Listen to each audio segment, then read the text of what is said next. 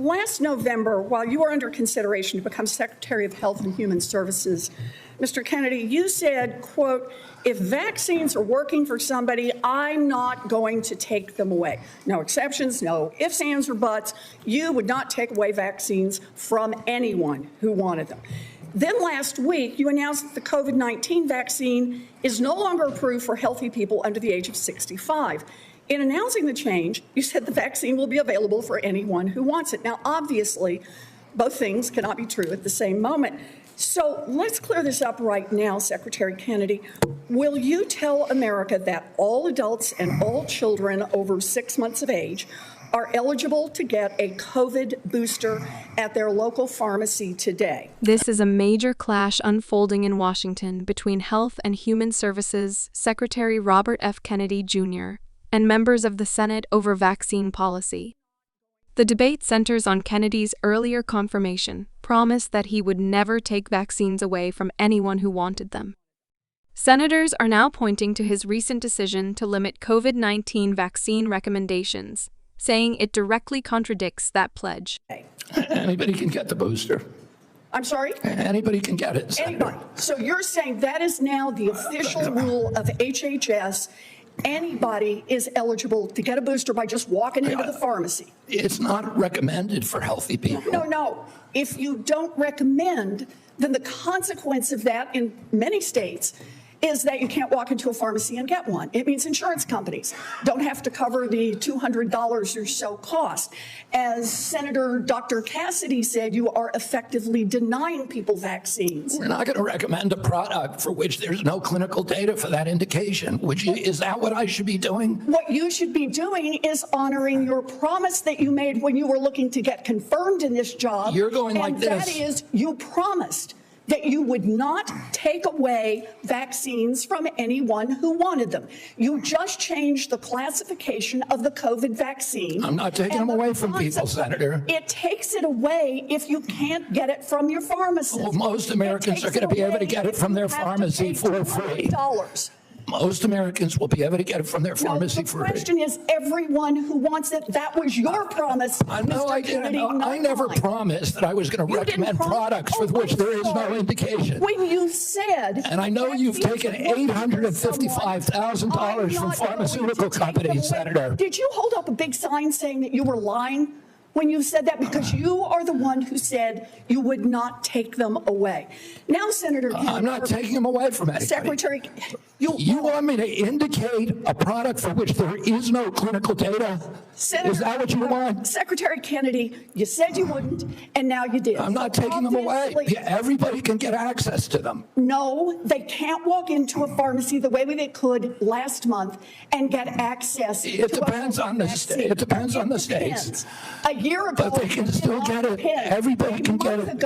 Everybody can get it, Senator. So look, let's move on. You clearly are taking away vaccines. I've seen the list for what's coming up next, and that is the agenda for the next CDC vaccine panel.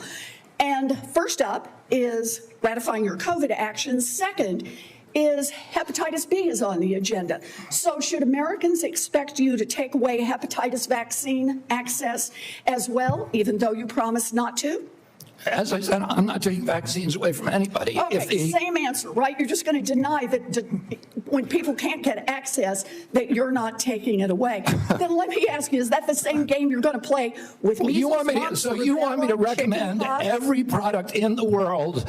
No, so that without any clinical trial data. Through on your promises. Yeah, my promise was to give. A month ago, we could get COVID vaccines by just walking. You can still get COVID vaccines, Senator. You are taking that away. No, you are still. You can still get the COVID vaccines, and Medicare will still pay for them, and Medicaid will still pay for them. Tell the head of the CDC that if she refused to sign off on your changes to the childhood vaccine schedule, that she had to resign.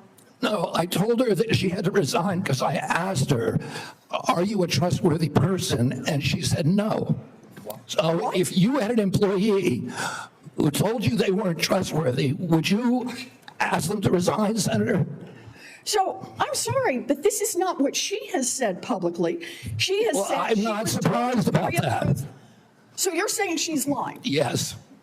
Every conversation I had with her, there And were let me get this witnesses. straight. This is the same person that less than a month earlier, you stood next to her and described her as unimpeachable. And you had full confidence in her, and that you had full confidence in her scientific credentials. And in a month, she became a liar? Yeah, you should ask her what changed. And by the way, a month ago, you were voting against her. Oh, because you thought she was either incompetent, ineligible, or unsuited to the task. I voted Now I against her agree because with I you. was afraid she was going to bend the knee to you and Donald Trump. And it looks like she didn't bend the knee, so you fired her. Look, you're putting America's babies' health at risk, America's seniors' health at risk, all Americans' health at risk, and you should resign. Senator Sanders. Kennedy insists the vaccine remains available to those who want it. But critics argue that, by changing the recommendation, access is effectively restricted. The heart of the issue is how government recommendations directly impact pharmacy availability, insurance coverage, and ultimately, whether ordinary Americans can get the shots they want. Senators pressed Kennedy on whether his approach could extend to other vaccines, such as hepatitis B, raising concerns about the future of childhood immunization programs. Kennedy responded that he refuses to recommend products without clinical trial evidence.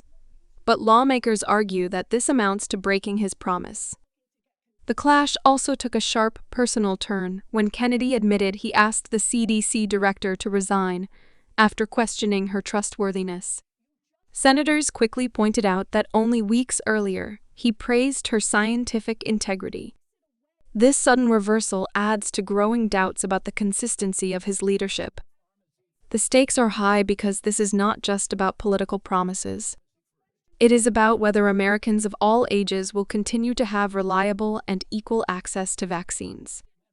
The Senate hearing shows the divide between those who see Kennedy's policy as protecting scientific integrity and those who see it as undermining public health. For more in-depth coverage of this story, and to stay updated on how these decisions could affect your family, make sure to subscribe to this channel.